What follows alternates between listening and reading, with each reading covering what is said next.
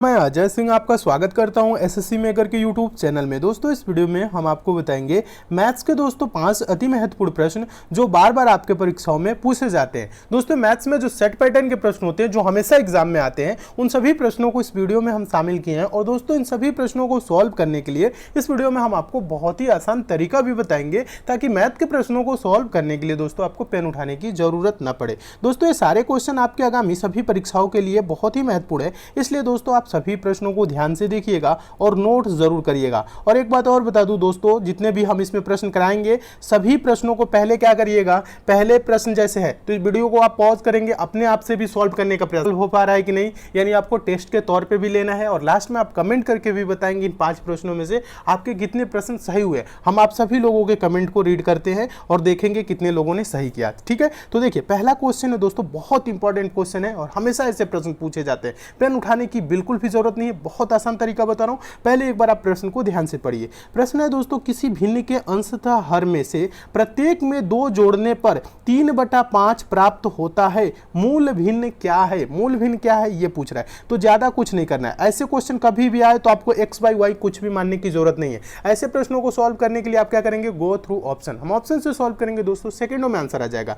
कैसे आएगा, मान लेंगे पहला ऑप्शन मूल भिन्न मान लेंगे, जो ये पूछ रहे हैं ना मूल भिन्न क्या है, पहला मान लेंगे ऑप्शन 1/2। पहले आप क्या करेंगे, देखिए जो ऑप्शन दोस्तों पूरे कंडीशन को सेटिस्फाइड करेगा वही ऑप्शन क्या होगा, आपका आंसर होगा। तो यहां कह रहा है किसी भिन्न के अंश तथा हर में प्रत्येक में 2 जोड़ने पर, तो यानी कि अंश कौन होता है, ऊपर वाला 2 इसमें जोड़ दीजिए, हर कौन होता है, नीचे वाला, इसमें भी 2 जोड़िए। तो ये क्या हो रहा है दोस्तों, 1 और 2 जोड़ेंगे 3, 3/4 हो रहा है। ये 3/5 की बात कर रहे हैं, तो पहला ऑप्शन नहीं होगा। दूसरे में क्या करेंगे, अंश में भी 2 जोड़िए और हर में भी क्या करिए 2 जोड़िए। जोड़ने पे 1 2 जोड़ेंगे 3 और नीचे जोड़ेंगे तो 3 2 5, ये 3/5 हो रहा है। क्या हो रहा है दोस्तों, ध्यान दीजिएगा, ये 3/5 हो रहा है और यहां पे बोल रहा है कि अंश और हर प्रत्येक में 2 जोड़ने पर 3/5 प्राप्त होता है। तो मूल भिन्न क्या है, तो दोस्तों मूल भिन्न है 1/3। 1/3 में दोस्तों हम अंश और हर में 2 जोड़ेंगे तो 3/5 प्राप्त हो रहा है। क्या इसके लिए आपको XY कुछ मानने की जरूरत है, बिल्कुल भी नहीं। पेन उठाने की भी जरूरत नहीं है, बस हम आपको समझाने के लिए लिखे हैं ताकि आप अच्छे तरीके से समझ सके। तो इसका आंसर हो जाएगा 1/3 ऑप्शन नंबर बी। तो दोस्तों हम उम्मीद करते हैं आप इस प्रश्न को बहुत अच्छे तरीके से समझ गए होंगे और इस टाइप के क्वेश्चन आपके एग्जाम में आएगा तो आप अच्छे से सॉल्व कर लेंगे। चलिए अब चलते हैं दोस्तों अगले क्वेश्चन की ओर। दूसरा क्वेश्चन देखिएगा, काफी इंपॉर्टेंट है, बहुत आसान तरीका बता रहा हूं, इसमें भी आपको पेन उठा जरूरत नहीं है, XY मानने की कोई जरूरत नहीं है, बहुत आसान तरीका। एक बार प्रश्न को पहले पढ़िएगा। पूछा गया प्रश्न है 2 अंकों की संख्या के अंकों का योग 7 है। यदि अंकों को पलट दिया जाता है तो नई संख्या में 3 जोड़ने पर मूल संख्या की 4 गुनी हो जाती है। मूल संख्या क्या है, मूल संख्या क्या है ये पूछ रहे हैं। तो इसको भी क्या करेंगे दोस्तों, गो थ्रू ऑप्शन। हम ऑप्शन से सॉल्व करेंगे। देखिए यहाँ पे पहले प्रश्न को समझने का प्रयास करिए। जो दोस्तों ऑप्शन जो है, कभी भी आप ऑप्शन से करिए, जो ऑप्शन कंडीशन को सेटिस्फाइड करेगा वही क्या होगा, आंसर होगा। तो यहां कह रहे हैं 2 अंकों की संख्या के अंकों का योग 7 है। तो पहला ऑप्शन लेंगे तो 34 है। अंकों का योग क्या है, 3 और 4, अंकों का योग मतलब 3 + 4, ये जोड़ने पे क्या हो रहा है, 7 हो रहा है। कह रहा है यदि अंकों को पलट दिया जाए, अंकों को पलटेंगे तो ये क्या हो जाएगा, 43 हो जाएगा। ये 43 हो गया, बोल रहा है तो नई संख्या में 3 जोड़ने पे, अब इसमें क्या करिए 3 जोड़ दीजिए तो मूल संख्या की 4 गुनी हो जाती है। तो ये क्या हो जाएगा, जोड़ने पे 46 हो जाएगा। क्या ये 34 का 4 गुना है, ध्यान दीजिएगा, 34 का 4 गुना नहीं, पहला ऑप्शन गलत। अब देखिए बोल रहा है दूसरे ऑप्शन में 2 अंकों की संख्या के अंकों का योग 7 है, 61 है, यानी 6 + 1 जोड़ेंगे तो क्या होगा 7। अब बोल रहा है दोस्तों, यहां पे बोल रहा है यदि अंकों को पलट दें, अंकों को पलट देंगे तो ये 16 हो जाएगा, ठीक है, और उसमें 3 जोड़ेंगे, ठीक है, तो ये 19 होगा। मूल संख्या का क्या ये 4 गुना होगा, 61 का 4 गुना 19 होगा, बिल्कुल भी नहीं होगा। ये ऑप्शन भी क्या होगा, गलत। जब 2 ऑप्शन गलत हो गए, अब क्या करेंगे, तीसरा देखेंगे। ये 25 है, ठीक है, ये 25 है, बोल रहा है 2 अंकों की संख्या के अंकों का योग, यहां पे 2 + 5 क्या होगा दोस्तों, फिर क्या अंकों को पलट दिया जाता है, अंकों को यहां पे पलटेंगे तो जगह 52 हो जाएगा, तो 52 52 हो गया। और कह रहा है तो नई संख्या में 3 जोड़ने पे, 52 में दोस्तों 3 जोड़ेंगे तो क्या होगा, 55 होगा। और बोल रहा है मूल संख्या की 4 गुनी हो जाएगी। क्या ये मूल संख्या की 4 गुना है, 55 होगा। 25 का 4 गुना 55 होगा, नहीं होगा। तो ऑप्शन नंबर सी भी गलत। जब दोस्तों 3 ऑप्शन गलत होते हैं तो चौथा ऑप्शन को मिलाने की जरूरत नहीं है, चौथा ऑप्शन आपका ऐसे ही सही हो जाएगा, ठीक है। देखिए अब चाहे तो आप इसको मिला के भी देख सकते हैं, लेकिन पेपर में आप मिलाइएगा नहीं। ध्यान दीजिए कैसे। अब यहाँ पे कह रहा है 2 अंकों की संख्या संख्या के अंकों का योग 7 है। ये 16 है तो 16 1 और 6 से मिलकर बना है, 1 और 6 को जोड़ेंगे तो क्या होगा 7। ठीक है, पहला कंडीशन को सेटिस्फाई करें। दूसरा कह रहे हैं यदि अंकों को पलट दिया जाता है, अंकों को पलटेंगे तो क्या होगा, 1 6 है तो ये 6 1 हो जाएगा, 61 हो जाएगा।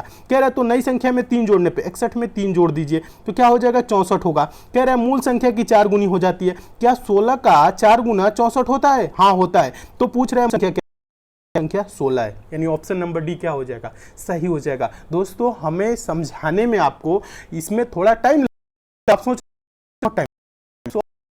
तो टाइम बिल्कुल भी नहीं लगेगा, एक देखेंगे आंसर देंगे। ठीक है, आप ऐसे देखते ही इस प्रश्न को तुरंत आंसर समझ लेंगे कि 16 ही होगा, पलटेंगे तो 16 और 3 जोड़ देंगे तो 64 हो जाएगा। 61 में 3 जोड़ेंगे 64, 16 चौका 64, 4 गुना हो रहा है, अंकों का योग 1 और 6 जोड़ने पे 7 भी हो रहा है, यानी ऑप्शन नंबर डी सही हो जाएगा। ठीक है, बस समझाने में टाइम लगा है लेकिन प्रश्न को सॉल्व करने में आपको टाइम बिल्कुल भी नहीं लगेगा। ठीक है, ये इंपॉर्टेंट प्रश्न है, इसे भी नोट जरूर करिए। और एक बात और बता दूं, क्वेश्चन दोस्तों आपको अच्छा लग रहा है, समझ में आ रहा है तो वीडियो को लाइक और शेयर जरूर कर दीजिए। चैनल पे नए हैं तो चैनल को दोस्तों आप लोग सब्सक्राइब भी कर लीजिए, नोटिफिकेशन बेल को भी दोस्तों जरूर ऑन कर लीजिएगा ताकि आगामी एग्जाम के लिए हम जितने भी इंपॉर्टेंट वीडियो दे उसकी आपको नोटिफिकेशन मिले। ठीक है, तो अभी तक नहीं जुड़े हैं चैनल से जरूर जुड़िए दोस्तों, इस चैनल से आपको बहुत लाभ मिलेगा।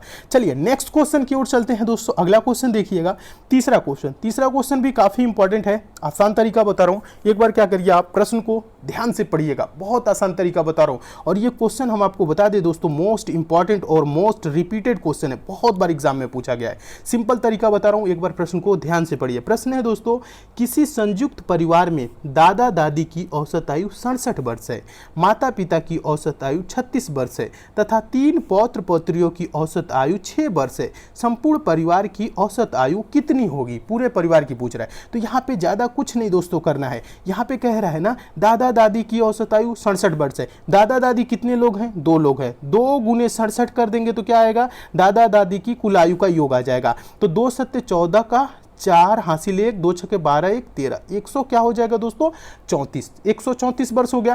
फिर कह रहे हैं माता पिता की औसत आयु 36 वर्ष है, तो 2 गुने क्या करेंगे दोस्तों 36, माता पिता की कुल आयु का योग क्या होगा 36 गुना के 72 वर्ष हो गया। फिर कह रहा है दोस्तों 3, ध्यान दीजिएगा, सॉरी यहाँ कट गया है, यहाँ पे फिर से मैं लिख देता हूँ। देखिए दादा दादी हैं तो 2 गुने 67 बराबर क्या होगा दोस्तों 134। ठीक है, ये हो गया। फिर यहाँ पे कौन है दोस्तों, माता पिता हैं 36 वर्ष, 2 गुने क्या करेंगे, ये 67 दीजिएगा, 2 गुने क्या कर देंगे दोस्तों, तो 36 गुना की। फिर यहाँ पे बोल रहा है दोस्तों 3 पौत्र पौत्रियों की औसत आयु 6 वर्ष है। कितने हैं, 3 है और औसत आयु क्या है 6, तो 6 गुने 3 करेंगे तो क्या हो जाएगा 18। सब जोड़ लीजिए, ध्यान दीजिएगा जोड़ना कैसे, टोटल कितने लोग हैं, दादा दादी 2 लोग, माता पिता 2 लोग और 3 पौत्र पौत्री, 2 2 4 3 7 लोग हैं। ध्यान दीजिएगा यहाँ पे ये 7 है। 7 लोगों की टोटल आयु का योग क्या होगा दोस्तों, जोड़िए 4 2 6 8 6 14 का यहाँ पे हो जाएगा 4 हासिल 1, 7 3 10 11 12 के 2 हासिल 1 1 1 2, 224 वर्ष। कितने लोग हैं दोस्तों, 7 लोग हैं, टोटल आयु का योग 224। तो आप क्या करेंगे दोस्तों 224 को 7 से भाग करिए। ठीक है, 7 से भाग करेंगे तो ये कट जाएगा, 7 त्रिक 21 हो जाएगा, 14 7 दूना के 14, यानी टोटल आयु का योग क्या होगा संपूर्ण परिवार का 32 वर्ष होगा। देखिए 32 वर्ष किस ऑप्शन में है, देखेंगे ऑप्शन नंबर आपका बी में दिया है 32 वर्ष, तो ये आपका ऑप्शन नंबर बी दोस्तों क्या हो जाएगा, सही हो जाएगा। तो दोस्तों हम उम्मीद करते हैं आप इस प्रश्न को भी बहुत अच्छे तरीके से समझ गए होंगे और इस टाइप के भी क्वेश्चन आपके एग्जाम में आएगा तो आप अच्छे से सॉल्व।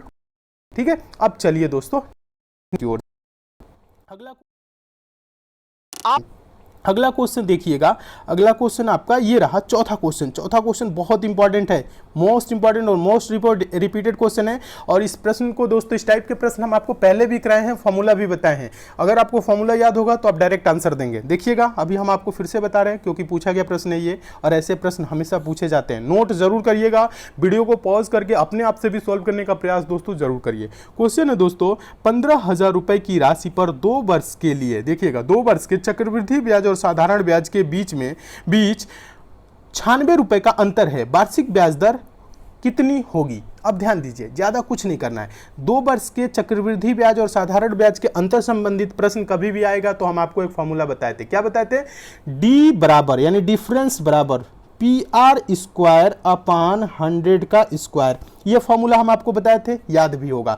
अंतर कितना है दोस्तों, 96 रुपए का, तो डी की जगह हम लिखेंगे क्या 96। ठीक है, और यहाँ पे P प्रिंसिपल क्या है 15,000, मूलधन क्या है दोस्तों, राशि क्या है 15,000, तो यहाँ पे P की जगह कर देंगे 15,000 रुपए, ठीक है। आर स्क्वायर है, यही वार्षिक ब्याज दर यानी आर रेट ऑफ इंटरेस्ट, यही तो पूछ रहा है, तो गुने हम कर देंगे आर स्क्वायर बटा क्या होगा दोस्तों 100 का स्क्वायर का मतलब क्या होगा 10,000, यही होगा ना 100 का मतलब। अब देखिए कटा लीजिए, 0 से 0 कट जाएगा, एक जीरो और से एक जीरो और, एक जीरो और से एक जीरो और, ठीक है।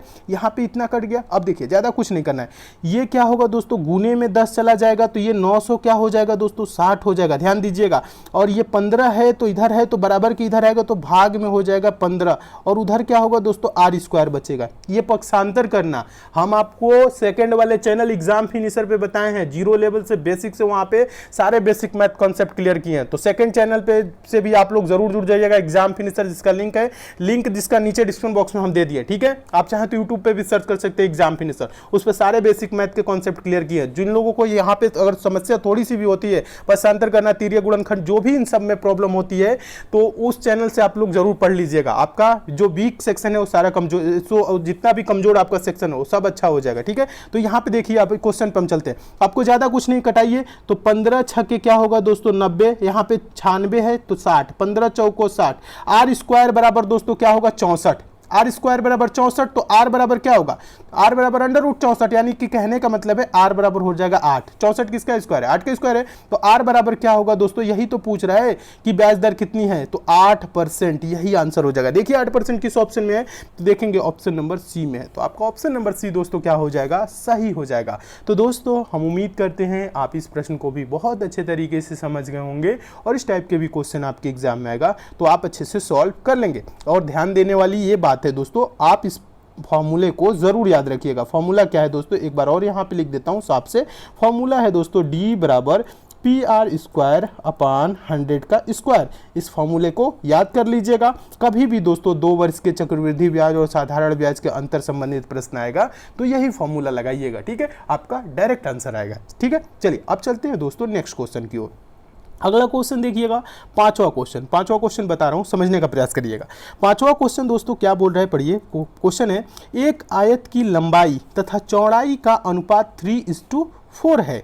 यदि आयत का परिमाप 140 सेंटीमीटर है तो आयत की लंबाई क्या है, ठीक है। यहाँ पे ध्यान दीजिए, तो आपको ज़्यादा कुछ नहीं करना है, एक आयत आप बना लीजिए। आयत इस प्रकार से होगा, ध्यान दीजिएगा, ठीक है, ये ठीक है, ये आपका आयत हो गया। आयत की क्या दिया है, लंबाई और चौड़ाई का अनुपात दिया है 3:4।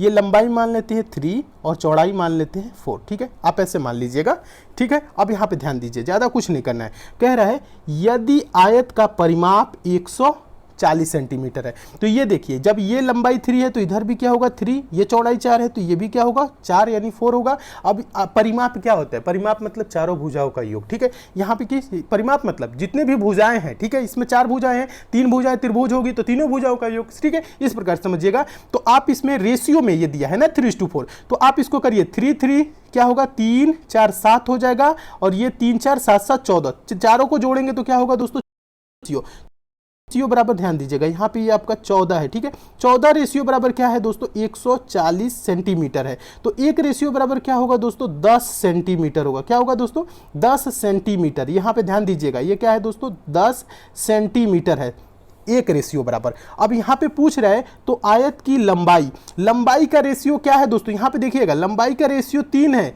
यहाँ पे लंबाई का, यहीं पे बहुत से स्टूडेंट कंफ्यूज हो जाते हैं, लंबाई को 4 मान लेंगे, नहीं, लंबाई का रेशियो 3 दिया है और चौड़ाई का रेशियो क्या दिया है 4 दिया है। तो 3 रेशियो बराबर क्या होगा, एक रेशियो बराबर 10, तो दोस्तों 3 रेशियो बराबर क्या होगा 10 या 30, यानी तो इसका दोस्तों जो लंबाई होगा वो क्या होगा 30 सेंटीमीटर होगा। चौड़ाई पूछता तो क्या होगा, ये 4 है तो 40 होगा, ठीक है। आप चाहे तो 30 40 70 70 70 140 हो जाएगा, ऐसे भी जोड़ के निकाल सकते हैं। लेकिन देखिए आपको ज्यादा कुछ नहीं करना है, यहाँ पे रेशियो देखना है। लंबाई का रेशियो दोस्तों क्या दिया है 3 दिया है, तो 3 रेशियो बराबर 30 होगा। देखिए 30 किस ऑप्शन में है, देखेंगे ऑप्शन नंबर पहले में है, तो आपका ऑप्शन नंबर पहला दोस्तों क्या हो जाएगा, सही हो जाएगा। तो दोस्तों हम उम्मीद करते हैं आप इस प्रश्न को भी बहुत अच्छे तरीके से समझ गए होंगे, और इस टाइप के भी क्वेश्चन आपके एग्जाम में आएगा तो आप अच्छे से सॉल्व कर लेंगे। ठीक है, अब चलिए दोस्तों चलते हैं आगे, हम आपको और कुछ भी जानकारी देने वाले हैं, ध्यान दीजिएगा। एक बात और बता दूं दोस्तों, एसएससी मेकर के द्वारा एक स्पेशल ई बुक भी लॉन्च की गई है। ये ई बुक दोस्तों आपके आगामी एग्जाम के लिए बहुत ही इंपॉर्टेंट है, इसे एक बार लेके आप जरूर पढ़िए, आपके एग्जाम में इससे बहुत हेल्प मिलेगा। इसमें 1500 प्लस क्वेश्चन है दोस्तों,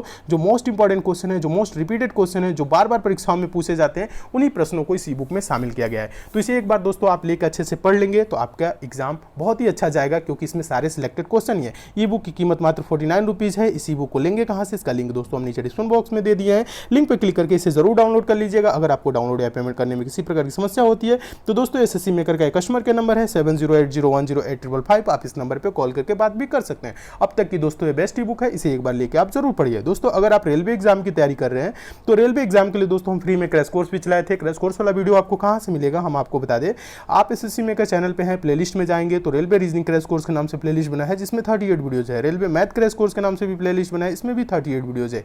ये दोस्तों आपके रेलवे के सिलेबस के अकॉर्डिंग है, इसे एक बार दोस्तों अच्छे से जरूर देखिए, आपके एग्जाम में बहुत हेल्प मिलेगी, क्योंकि इसमें रेलवे के प्रीवियस ईयर के सारे इंपॉर्टेंट क्वेश्चन हम इसमें शामिल किए हैं। तो अच्छे से पढ़िए, मन लगा के प्रिपरेशन करिए। कौन से एग्जाम की तैयारी कर रहे हैं नीचे कमेंट करके जरूर बताइए, ताकि उस एग्जाम के सिलेबस को भी हम इन सभी प्रश्नों में शामिल कर सके।